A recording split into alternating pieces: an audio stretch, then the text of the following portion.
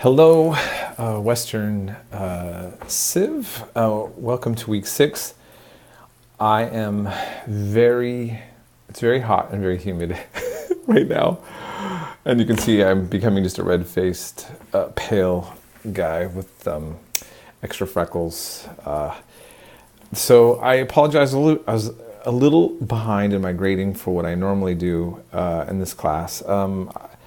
I did go from Hua Hin here a few hours up into Bangkok. I took a van that took me about 4 hours with no restroom breaks and from Hua Hin to Bangkok. That was an interesting bumpy ride as I looked out the window and saw how the driving was going. Well, I'm glad to be alive.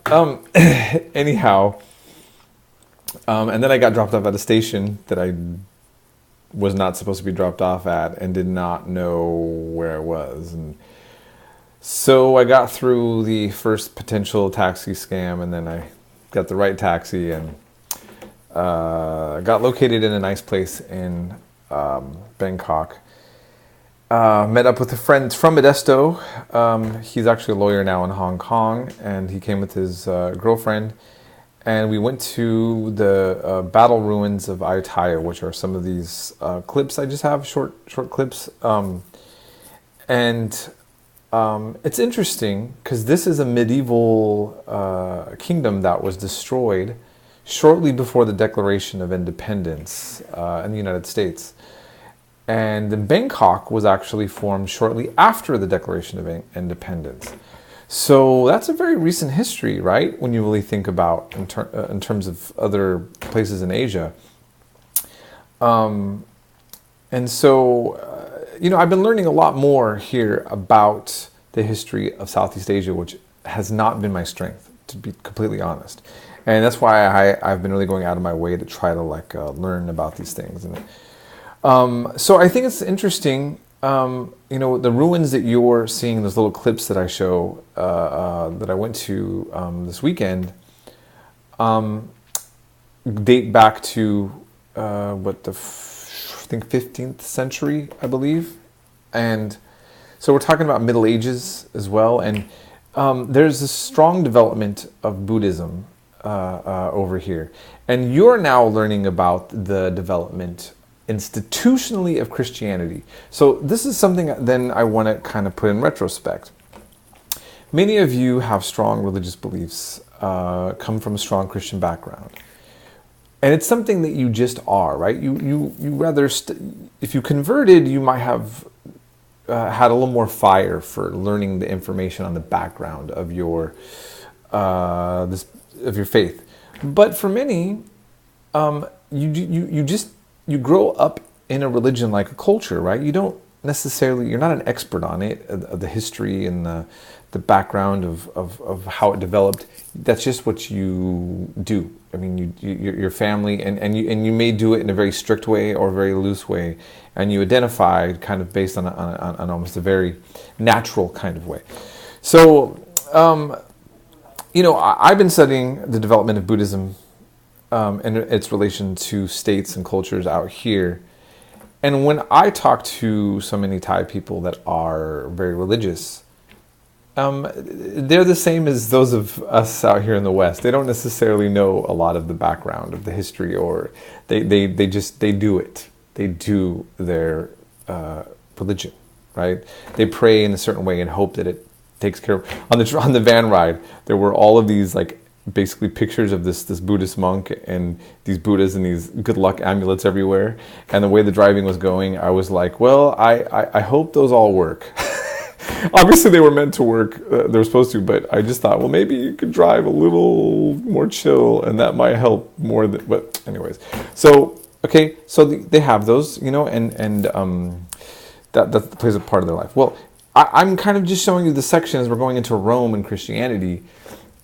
Some of these aspects of the development of Christianity, even the canonization of the Bible, the reason why I put that in here is I want you guys to have an understanding that all of this had a process. So regardless whether or not there is a God whose hand intervened and making things happen the way they were supposed to, which is what many would believe from a faith perspective. from a historical point of view, I'm not debating with that. What I'm merely just showing you, whether we believe in that or not, is some of the developments of these things historically. So the institution of Christianity came within a political context. Some of you say that that's not how it was supposed to happen. Well, I'm not debating about what is true Christianity any more than I debate over here what is true Buddhism. You know, when I see a Buddhist monk eating meat, is it a true Buddhist to do that? The bottom line is, I'm working with what is, right? And what the labels go by. So this is not a debate about what is real. It's about what has historically developed in the way that it has, right? You feel me? So that's all I have to say on that. So I hope you find these little clips interesting. I did a little clip of the short history of Thailand, just maybe to put it in perspective for you, also comparing, contrasting like developments of the West. And I will be back on track on focusing on grading more now, because I did have 3 days that I was out, and I'm trying to get back on top of things for you. By the way, I just want to quickly say something. I didn't mention this in my other class. I have been following a little bit of American politics, and I still watch all of my friends on Facebook really upset with each other over another hot button issue. And other than something that's, just know the majority of the world really doesn't watch what America does that much. And when they do, they're shocked. And I think that one of the things that I noticed that many foreigners, especially Europeans, are finding appalling about American politics. And I'm not even saying, I'm not making my own opinion about whether this is a fair or unfair or not. I just want to point this out. They find it very kind of grotesque. Like, now, Italy had Berlusconi, by the way. If you follow Berlusconi, he was this millionaire, maybe billionaire guy. He owned media stations, and he eventually got in trouble for having relations with an underage prostitute, which I don't even know if he went to jail with. It just kind of sort of ruined him politically. And he was just really obnoxious. He was kind of out of sync with the majority of European politics. And what they see now is just,